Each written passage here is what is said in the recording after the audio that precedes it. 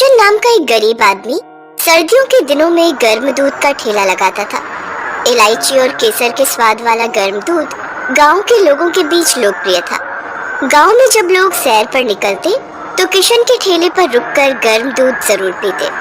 दिन भर उसके ठेले पर भीड़ लगी ही रहती थी।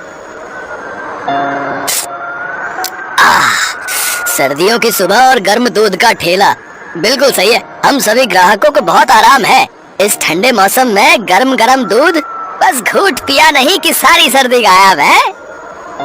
किशन, तुम्हारे हाथों का गरम गरम दूध जो है हमारी ठंडी सुबह का सबसे अच्छा हिस्सा है भैया। हमें गर्म और ऊर्जावान रखता है ये। धन्यवाद। आप सभी की सेवा करना मेरे लिए खुशी की बात है। ये लीजिए साहब आपका गिलास। किशन, एक गिलास जो है मेरा भी गरम गरम लगा दो भाई। हाँ भैया जी, अभी देता हूँ। किशन जो दूध बेचता था वो बहुत ही ताज़ा और स्वादिष्ट होता था। उसमें कोई मिलावट नहीं होती थी, इसीलिए लोग कड़कती सर्दी में भी सुबह सुबह किशन के दूध के ठेले का इंतजार करते थे। पर राका नाम का एक बदमाश रोजाना किशन को तंग करने उसके ठेले पर आ जाता था। राका किशन के ठेले से दूध पीता पर कभी भी पैसे नहीं देता था। किशन कई बार राका से पिछला हिसाब करने के बारे में कह चुका था, पर राका हर बार उसे टाल देता था और दूध पीने के बाद बिना कुछ बोले वहां से चला जाता था। एक ठंडी सुबह जैसे ही किशन ने अपना ठेला तैयार किया, राका उसके ठेले पर आता है। लाओ किशन, गर्मा गर्म एक गिलास दूध दो, बहुत ठंड हो गई आज तो। ये लो। अरे वाह, गरम गरम दूध पीकर सारी ठंड दूर हो गई। चलो चलता हूँ। राका भाई, अभी मेरी बोनी नहीं हुई है, आज के पैसे दे दो। ठेला लगाते ही पहला गिलास तुम्हें दिया है। क्या कहा? तुम मेरे से पैसे मांगेगा? अबे, जानता भी है मैं कौन हूँ। मैं इस गांव का बड़ा बदमाश हूँ। मेरे आगे कोई नहीं बोलता। मैं एक फूटी कौड़ी भी नहीं दूंगा और रोज ऐसे ही मुफ्त में दूध पीने आऊंगा। राका भाई, ये तो नाइंसाफी है। ऐसे रोजाना नहीं चलेगा और रोज मैं तुम्हें मुफ्त में दूध नहीं दे सकता। राका गुस्से में किशन का ठेला पलट देता है, जिससे गर्म दूध गिर जाता है और कंटेनर टूट जाते हैं। सारे ग्राहक डर कर वहाँ से भाग जाते हैं। राका, ऐसा मत करो, मुझ गरीब पर तरस खाओ राका। अब देखता हूँ तो यहाँ गरम दूध का ठेला कैसे लगाता है। अपने लिए कोई और जगह ढूंढ, पर यहाँ दिख मत जाना। मुझे मना करने का नतीजा देखा। किशन का सारा ठेला बर्बाद हो गया।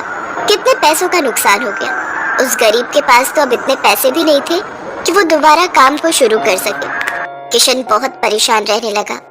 तुम पुलिस को बता दो ना कि राका तुम्हारे साथ कैसा बर्ताव करता है। जब पुलिस की मार पड़ेगी तो अकल ठिकाने आ जाएगी उसकी। उसको सजा जरूर दिलवाओ जी, ऐसे कैसे वो हमारा नुकसान कर सकता है। हाँ, तुम ठीक कह रही हो।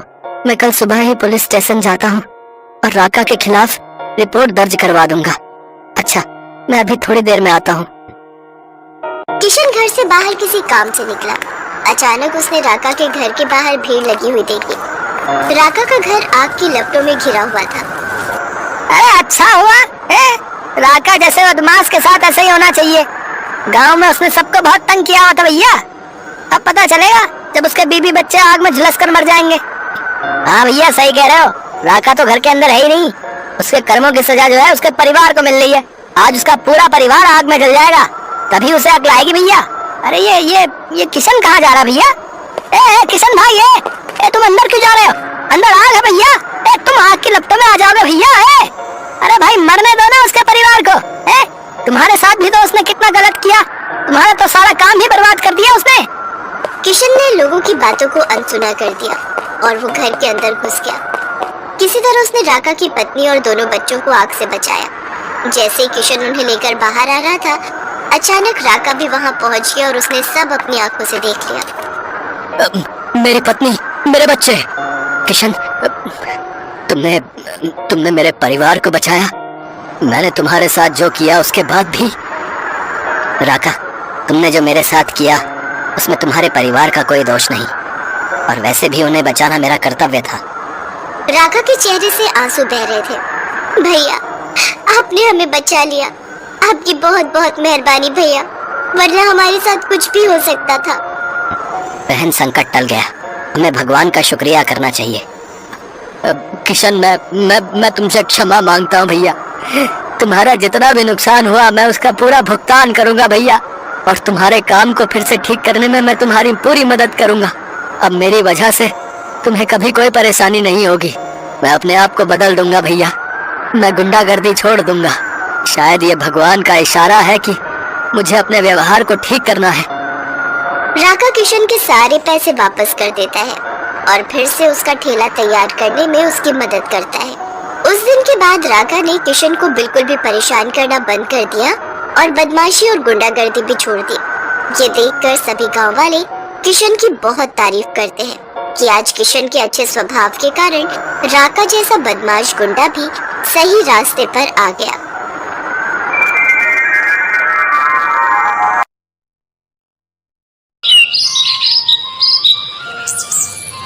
सुलेखा की शादी के 2 दिन बीत गए हैं। नया ससुराल उसे अच्छा लगने लगा है। इन 2 दिनों में उससे सभी ने प्यार से बात की है और उसका पति सुरेश तो उसके प्यार में दीवाना है। सुलेखा सपनों की जिंदगी जी रही है, लेकिन रात को उसका पति उससे कहता है, सुलेखा, आज 2 दिन हो गए हैं हमारी शादी को, तुमने अभी तक रसोई में कदम ही नहीं रखा। वो जी, नया नया घर है ना, इसीलिए सब कुछ समझने में थोड़ा समय लग रहा है। मैं बहुत जल्दी रसोई में जाऊंगी, आप चिंता मत कीजिए। बहुत जल्दी नहीं, तुम कल ही रसोई में जाओगी और नाश्ते में चाउमीन बनाओगी। तुम्हें जिस दिन हम देखने गए थे उस दिन चाउमीन बहुत बढ़िया बनाई थी तुमने, कल वही बनाना, ठीक है? ये सुनकर सुलेखा घबरा गई। वो मन ही मन सोचने लगी, अरे अब क्या बोलूं इन्हें क्या पता कि मुझे खाना बनाना ही नहीं आता। सुलेखा उसी दिन के बारे में सोचने लगी। असल में उसने खाना बनाना कभी सीखा ही नहीं था, लेकिन उसकी माँ ने उससे कहा, आज तुझे देखने लड़के वाले आ रहे हैं। वो लोग अगर खाना बनाने के बारे में पूछे तो बोलना कि तुझे सब कुछ बनाना आता है। ठीक है माँ। सुलेखा सज धज कर लड़के वालों के सामने बैठ गई। सुलेखा की माँ ने रेस्टोरेंट से खाना मंगाकर उनके सामने रख दिया। तब बिमला ने कहा, अरे बाप रे, इतना सारा खाना। हाँ जी, सब कुछ मेरी बेटी ने अपने हाथों से बनाया है, खाकर देखिए। रेस्टोरेंट का चाउमीन बहुत अच्छा था। चाउमीन खाकर सभी सुलेखा की बहुत तारीफ करने लगे। वाह, चाउमीन तो बहुत स्वादिष्ट है, मुझे चाउमीन बहुत पसंद है। हाँ बेटा, अब तुझे हर रोज चाउमीन खाने को मिलेगा, बस एक बार ये शादी हो जाए। और शादी हो भी गई।